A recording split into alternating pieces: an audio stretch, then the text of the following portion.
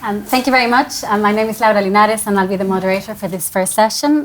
It's really a great honour and a pleasure to be able to be here with John Banville and Nuria Barrios, exploring the different challenges and satisfactions of literary creation and translation in this Feeling Our Way or Andar a tientas session on literary translation.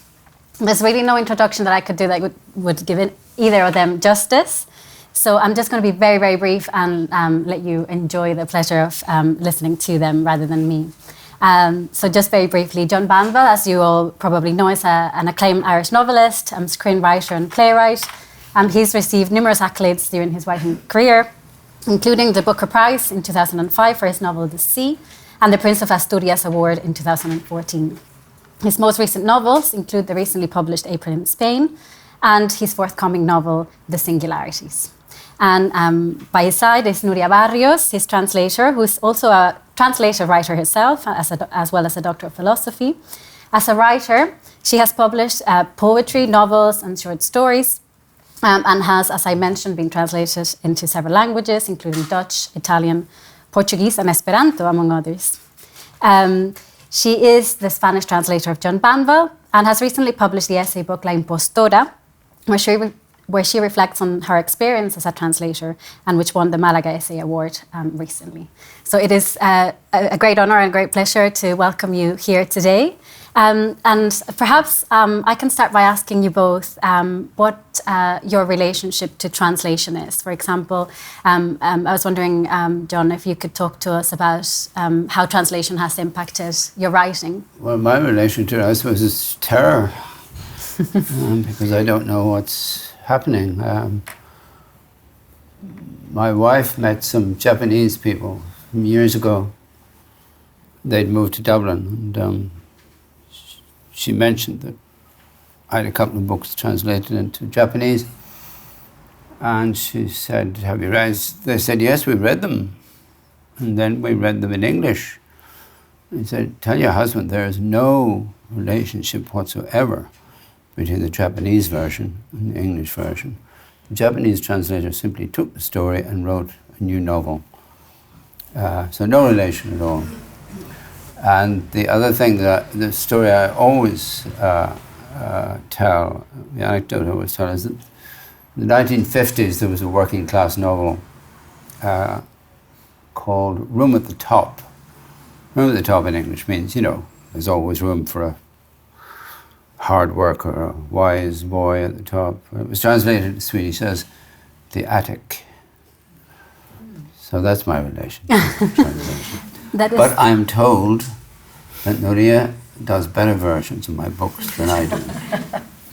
Well, it is interesting, however, to see that pattern of terror, because in La Impostora you also talk about the terror of translation, the terror of having to face creating a translation from an original book. Can you maybe talk to us a bit about that as well?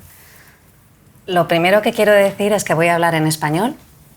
So first of all, I want to say I'm going to speak in Spanish. Porque el trabajo de traducción se produce esencialmente en la lengua de destino, que en este caso es el español. Y hablar en español aquí es dar testimonio precisamente de ese trabajo. Because translation work occurs basically in the target language, which in this case is Spanish. And so by speaking in Spanish, in a certain way, I am testifying to the importance of that target language. Dicho esto, espero que John me perdone. And so I hope John will forgive me. Forgive me. How do I know? I give you general forgiveness, general absolution. Thank you. Yo creo que el terror, mi terror es distinto al de John. Yo sufrí, mi primera experiencia de terror con la traducción fue por él. Es el primer autor que yo traduje. I think my experience of terror in relation to translation is different from John's. My first experience of terror in translation and of translation itself was with one of John's books. My first. My very first translation. Porque yo tenía la idea de que traducir era una experiencia que iba a ser muy agradable, sencilla para alguien que se dedica a la escritura, y de repente me encontré con que la traducción cuestionó mi propio dominio de mi propia lengua, que era el español. So I thought that translation was going to be a pleasant process, something that would be relatively simple for a writer. And yet I found that translation made me question my own mastery of my language, Spanish. Y una vez que cuestioné mi dominio del idioma, que es un cuestionamiento terrible, empecé a cuestionar si iba a ser capaz de llevar a cabo el trabajo, si iba a ser capaz de expresar con la mayor fidelidad posible la obra de John. And once I questioned my mastery of my own language, I began to question, would I be able to be faithful to John's novel and express faithfully the ideas that he had in there? Pero he sobrevivido. But I survived. Y somos amigos. And we're friends.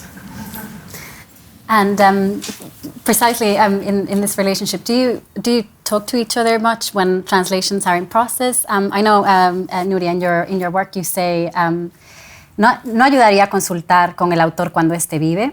La comunicación es útil para cuestiones concretas, como el significado de cierto argot o referencias históricas o culturales peculiares, pero el autor no puede ayudar a la traductora a encontrar el ritmo o crear el eco de su idioma en una lengua que ignora.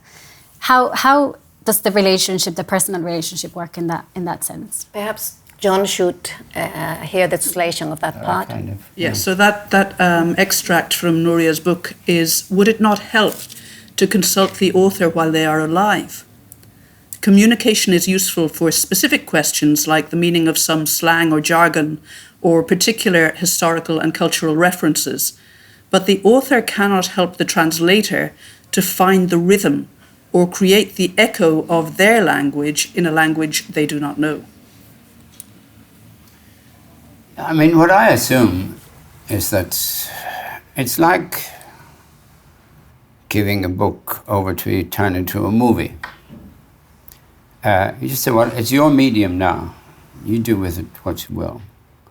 I'm always fascinated by those people who moan and groan about, oh, so little of my novel got onto the screen. What did they expect? You're selling it into a different medium. You're giving it into a different medium. Spanish is entirely different medium to English. I don't expect my English novel, my English language novel, to be put into a dead version of it in Spanish. Nabokov did this with Pushkin. He put it into how many volumes? 3 volumes. 3 volumes. Dead as a doornail. He should have just turned it into something of his own. This is what translators should do. Now, I should also say that I would not want to be a translator of my own books. I would find it impossible. In the singularities, the one that's coming out, I added a sentence at the very end. It's not even in the proof copy. And there's a character, and he's sitting in a room looking out at the world, and the sentence I added in was, without the wild world whirls as it will.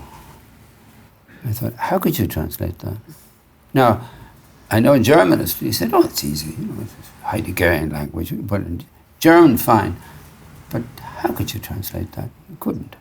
And I remember in another of my snappily titled books, The Infinities, there's a sentence where the god is speaking, and he says, he's complaining about the humans compelling him and his fellow gods to do things. And he says, fine gods we are that we must muster to a mortal must. And I mentioned this to one of my translators, not Nuria. And I said, how did you manage that? He said, I don't remember that sentence. And I realized that what she was doing was, when we were children, when we were learning to read, we just skipped over the hard words. And I suspect she just thought, I can't do it, just skipped over it. And who's to know? You know, I mean, how many people will read the book in English and in her language and notice the difference, or care? So, do you see the point I'm making? That I'm quite relaxed about it. I expect my translators to make something new in their language. I would give translators absolute freedom. Maybe not the Japanese. Bueno, yo creo que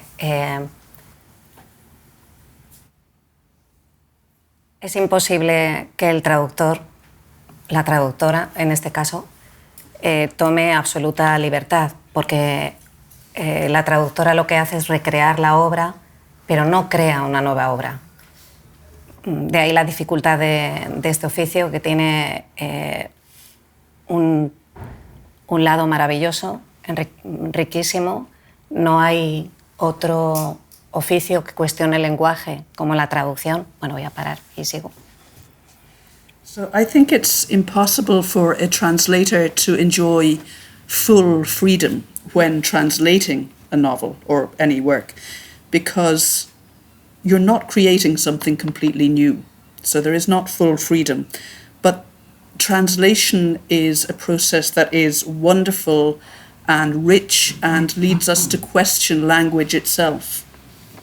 Tiene esta parte que no hay nada que cuestione el lenguaje como la traducción, pero al mismo tiempo es terrible, porque a pesar de lo que dice John,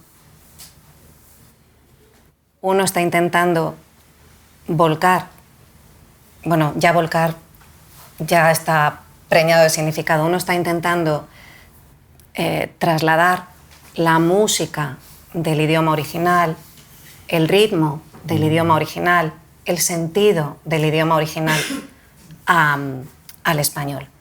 Y sientes una inmensa responsabilidad y al mismo tiempo una inmensa frustración, porque sabes que la traducción es el arte de la aproximación, pero no el arte de la igualdad. Y solo intentas aproximarte lo más posible. So translation, as I said, is a wonderful process, but at the same, it's terrible, because it is the process of trying to put the music of the original and the rhythm of the original and the sense of the original into this new piece of writing. And you feel an enormous sense of responsibility and at the same time a huge frustration, because translation is the art of approximation.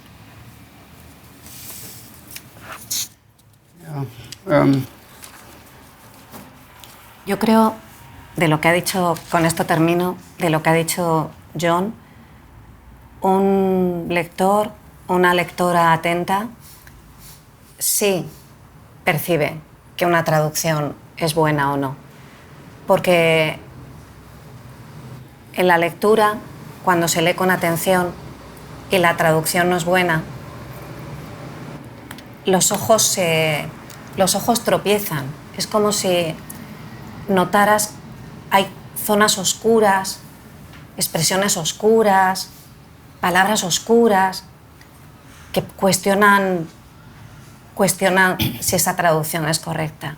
Cuando la melodía fluye, ya es más difícil cuestionarlo.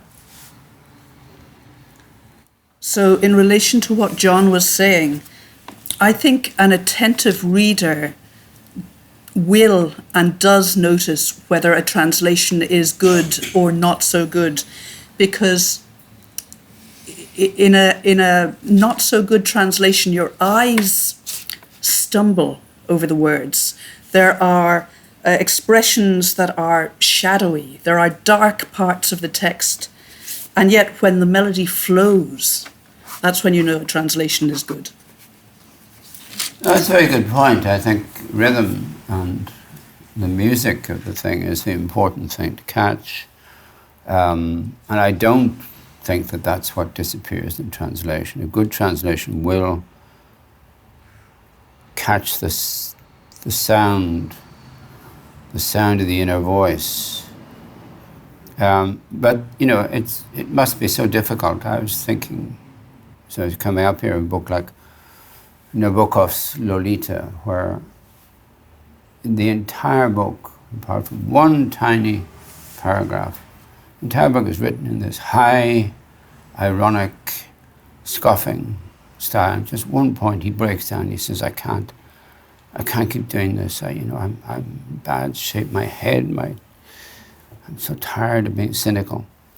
And a reader reading it in English will say, oh my goodness, yes, all this is a peacock pose. You know, there's this tail spread in front of me.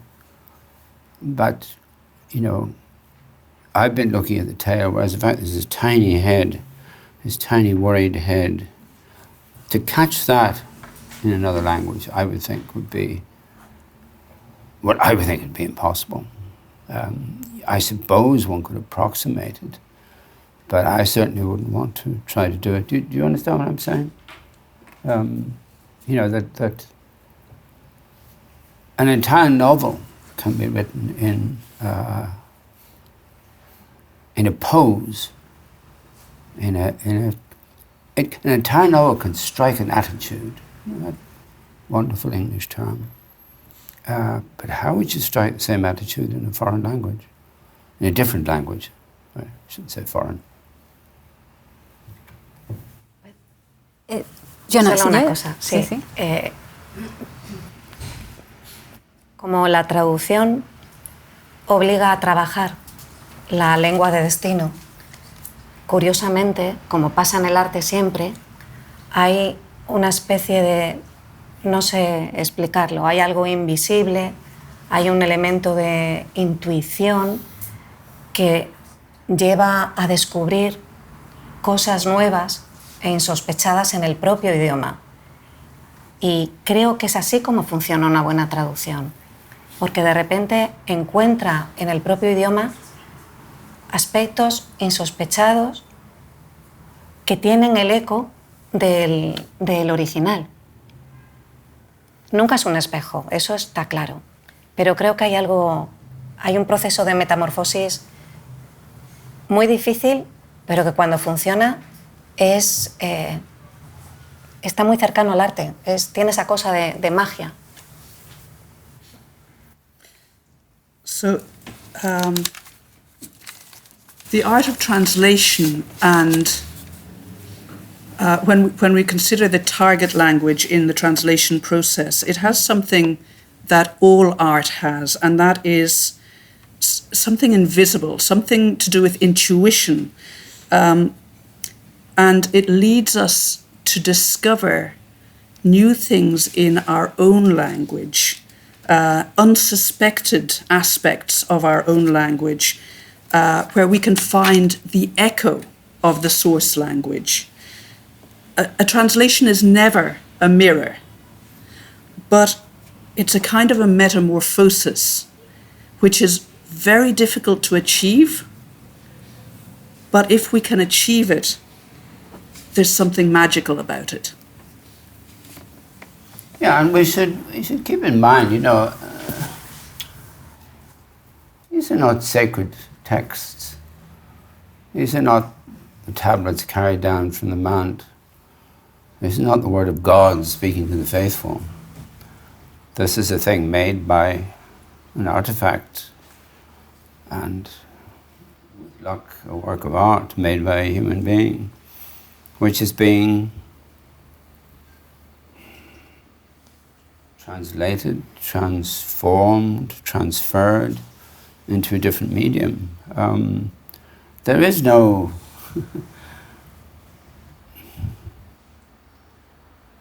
There's no text. There's nothing is fixed. No. You know, and my Italian publisher, he had a wonderful translator, a young man. He said he wasn't a professional translator. He just happened to like my books and translated 3 or 4 of them. And I could see a look in my publisher's eye that he was thinking, the Italian is better than the English. And maybe it was. Maybe he, Irish writers tend to be prolix, to use too much adornment, to use too many adjectives and even more adverbs. Maybe the Italian translator toned it down and slimmed it down, and suddenly it was a new thing. That's quite possible. And I would be glad to think so. I'm always glad of improvement, and if you can improve my books in Spanish, then go ahead. I'm not being facetious, I mean that. They say that many German translations of Shakespeare are better than Shakespeare. Bueno, yo creo que no estamos dejando a Laura sitio, pero sí, adelante. Yo creo que la literatura, uno de los grandes regalos de la literatura es el placer que nos da. Y el mayor placer viene del original. La traducción está donde está. La traducción tiene que comprometerse a entregar casi tanto placer como el original. Pero todo aquel que conozca el idioma del texto original debe leer el texto original. Para mí no hay duda ninguna. Luego lo demás, pues gracias a las traducciones estamos todos aquí. Todos hemos crecido leyendo textos traducidos, gracias a Dios. Pero el texto original es imbatible. Es la fuente de donde van a nacer las infinitas traducciones posibles. I think literature, one of the most important gifts it gives us is the gift of pleasure. And the greatest pleasure always comes from the original work. A translation must aim to provide as much of that as it can.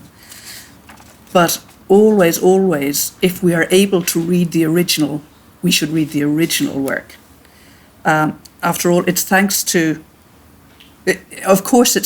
translations that we're all here and we've all been able to access so much world literature. But the original, there's nothing like the original. It would be a nice Borgesian short story. A writer arrives in Spain or France or Italy and finds that he or she is a literary lion, one of the great writers of all time, knows that the book, let's stick to Heath, he knows the book he's written is perfectly banal, but the translator has turned it into a masterpiece, so that in one country in the world, he is a great writer. Mire, yo tengo otro relato de Borges. Hay otro relato de Borges, que no me acuerdo ahora cuál es, en el que un francés decide traducir el Quijote y quiere hacer efectivamente y quiere hacer la traducción más fiel posible y pasa tiempo y se esmera y se esmera y se esmera y al final la traducción que entrega es el Quijote. Es exactamente. Es que no traduzco. Lo que hace es vivir como el Cervantes de la época, pero no está leyendo el original. Y al final él tiene como 3, 4 capítulos que son palabra por palabra idéntico. Pero los críticos son mucho mejores porque él está recreando una voz de hace 3, 4 siglos Y Cervantes no estaba haciendo más que escribir la voz de su época. Yeah, but I mean, Pierre Menard does not translate Don Quixote. He writes Don Quixote in Spanish. Right. You know, I'm talking about a perfectly banal book that's turned into a surpassing masterpiece in another language. Huh? Nice Just for the idea, benefit, huh? sorry, just for the benefit of those who didn't understand that little Spanish intervention, there's a short story by Borges in which a French person decides El Quixote is wonderful, I must translate El Quixote. No. Sorry, I must. Again in Spanish. Thank you. I must write it again in Spanish, but he actually writes word for word the same novel.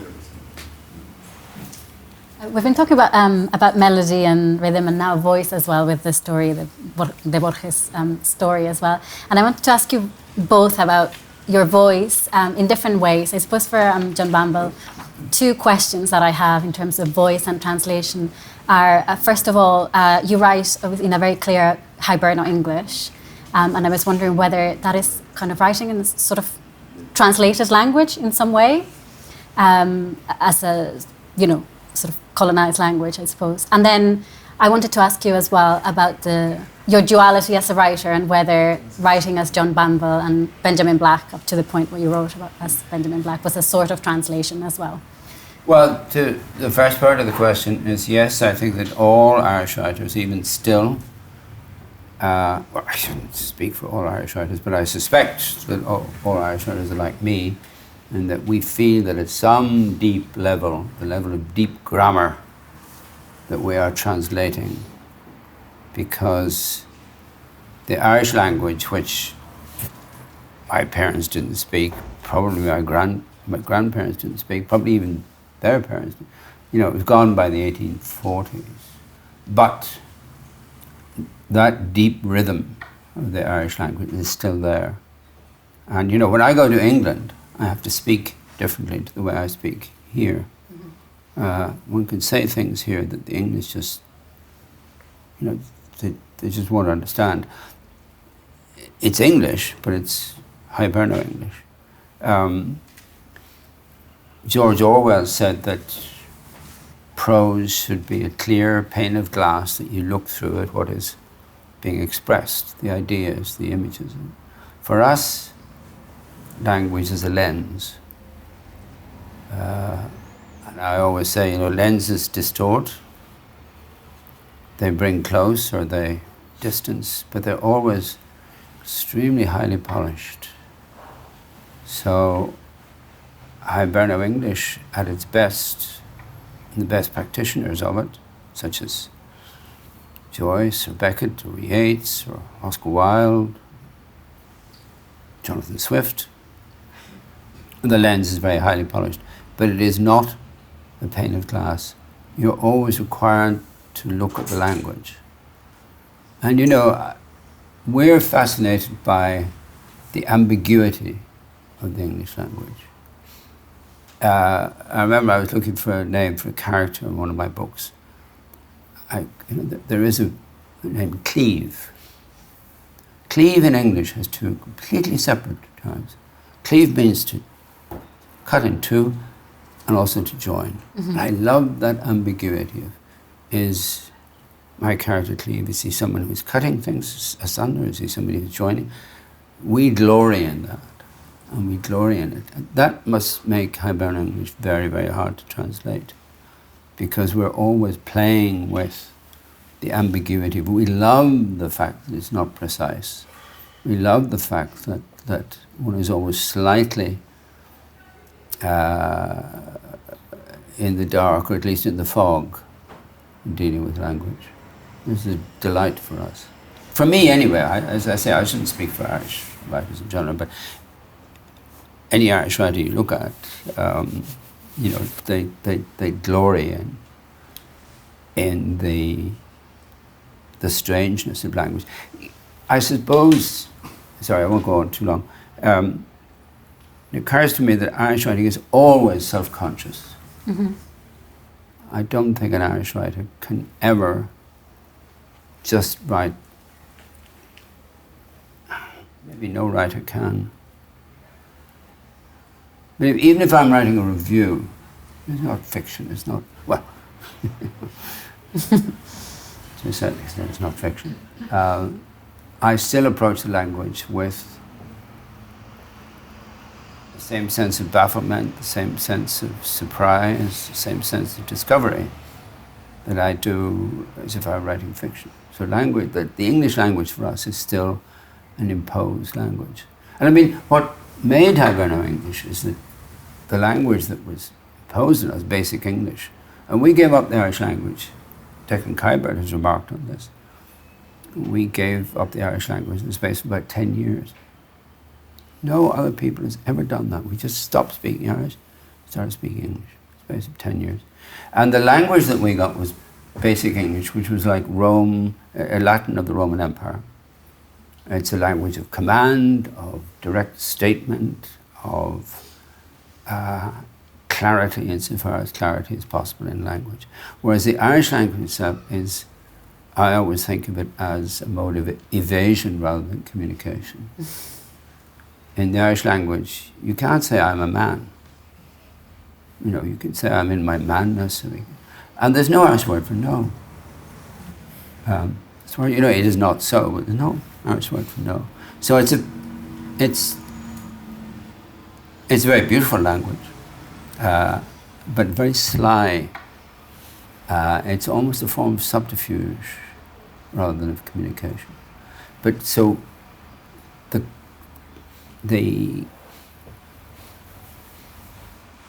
like two mill wheels, you know, basic English put on Irish language, and the thing that comes out, the grain that comes out, is Hiberno English, and it's a strange hybrid. But you know, American English is as different to English as Hiberno English is.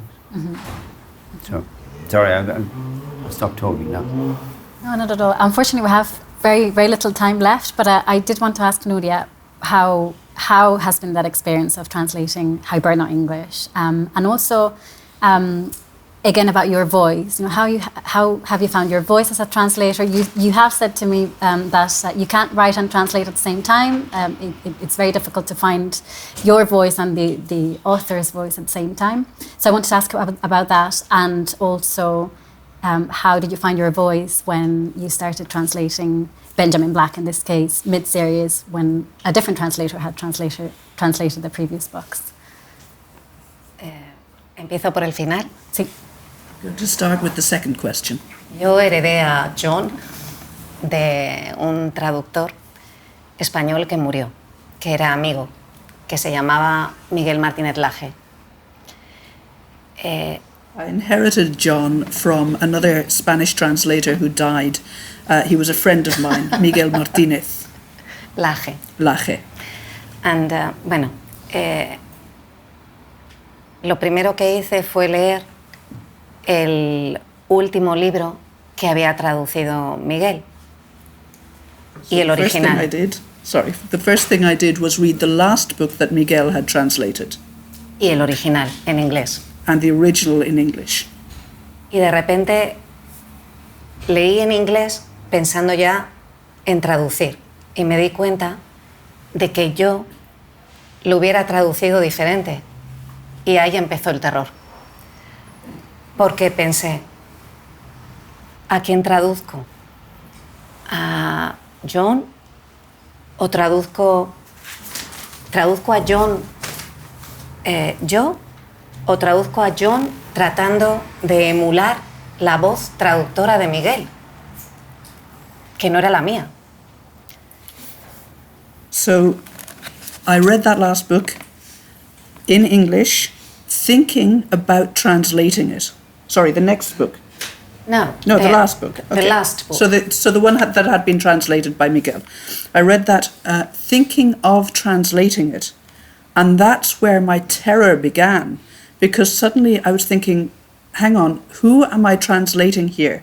Am I translating John's voice, or am I translating John's voice as filtered through Miguel, the translator? Y pensé, los lectores, la editora y los lectores aceptarán mi voz. De repente había 2 voces traductoras, que nunca hubiera imaginado eso antes de traducir. Y decidí que era más fácil traducir yo sin emular a Miguel y ver qué pasaba.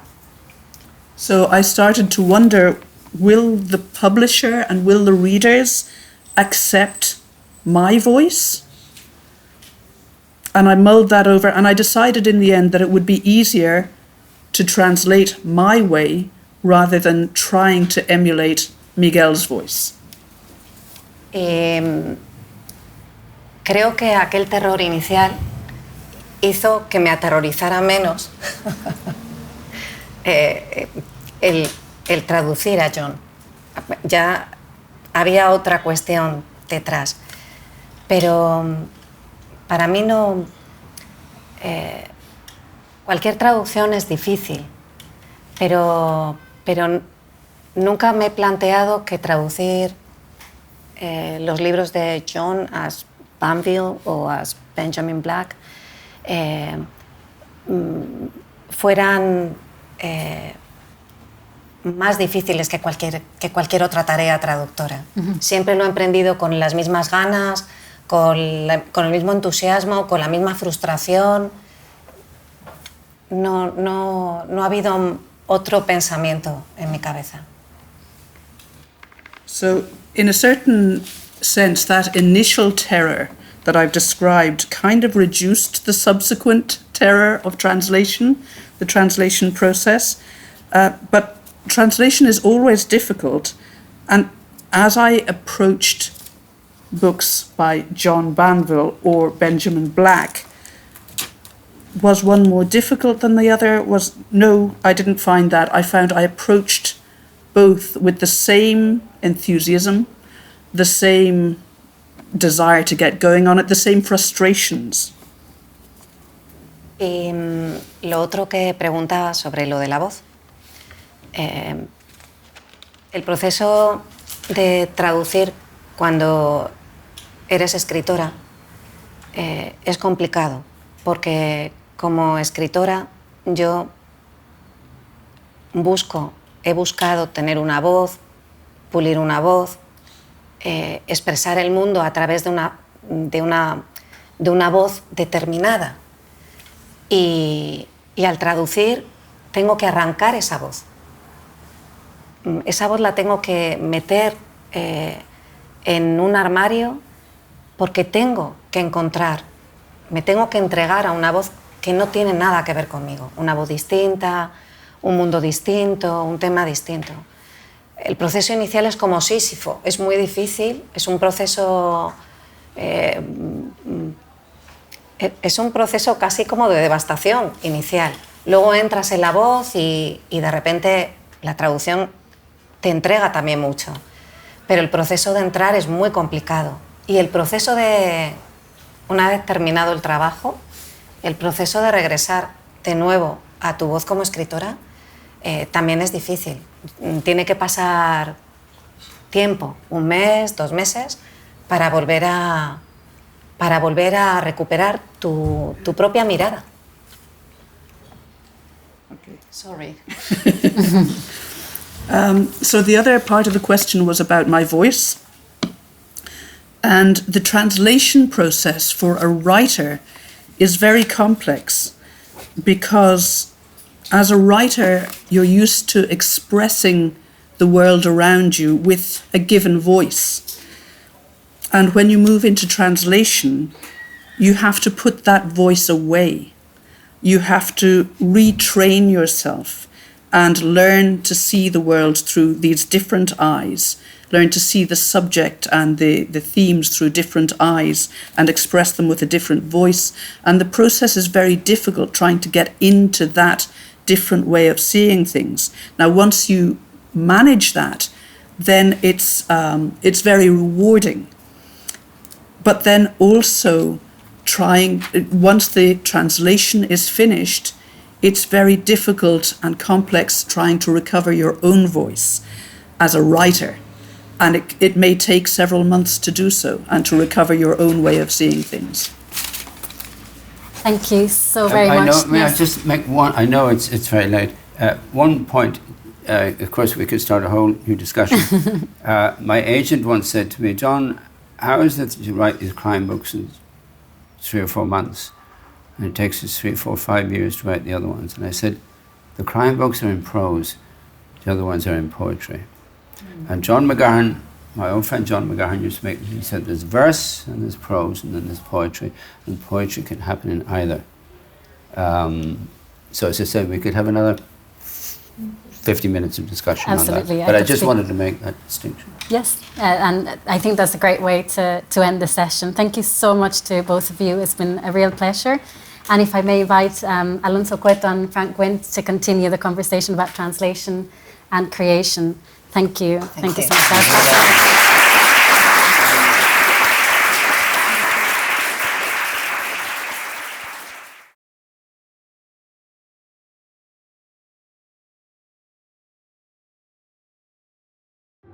RTE supporting the arts. Supporting artists. Supporting us.